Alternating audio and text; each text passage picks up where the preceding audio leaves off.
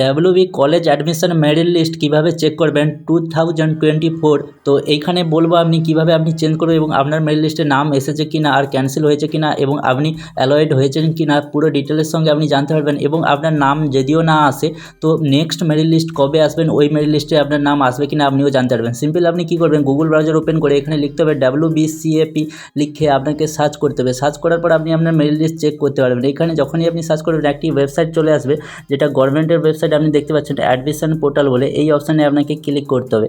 Click করার সঙ্গে সঙ্গে এখানে আপনাকে কিছুক্ষণ ওয়েট করতে হবে, তারপর যে এই ওয়েবসাইটটা ওপেন হবে। কারণ এখানে একই টাইমে অনেকজনই সার্চ করে, তো এই জন্য এই প্রবলেমটা দেখতে পেয়ে যান। তো কিছু সময় ওয়েট করার পর এই অপশানটা চলে আসবেন এবং এখানে কিছু নোটিশ দেখতে পারবেন, যে নোটিশে লেখা আছে এই মেরিট লিস্টটা 12 থেকে 18 তারিখ পর্যন্ত দেখা যাবে এবং 18 তারিখের পরে আরও একটা মেরিট লিস্ট যে লঞ্চ করবে এবং পাবলিক করবে। ওই মেরিট লিস্টে যাদের যাদের এখন নাম আসেনি ওই মেরিট লিস্টে চলে আসবে। তো আপনাকে লগ ইন করতে হবে এই অপশানে আসার পর। লগ ইন করানোর জন্য এইখানে ক্লিক করে লগ ইন অপশানে আসতে হবে। আবার এইখানে অনেকজনই লগ ইন করতে পারেন না। কেন পারে না?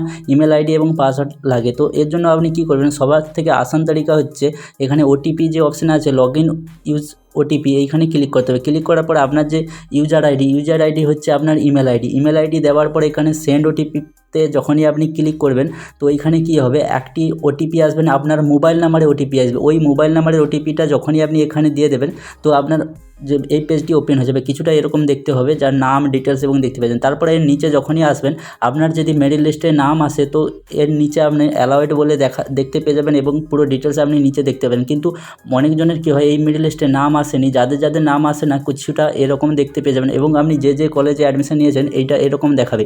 এবং মেরিট লিস্ট চেক করার জন্য আপনি কী করবেন, এখানে 3 ডটে ক্লিক করার পর এখানে মাই পারফরমেন্স লিস্টে আপনাকে ক্লিক করতে হবে।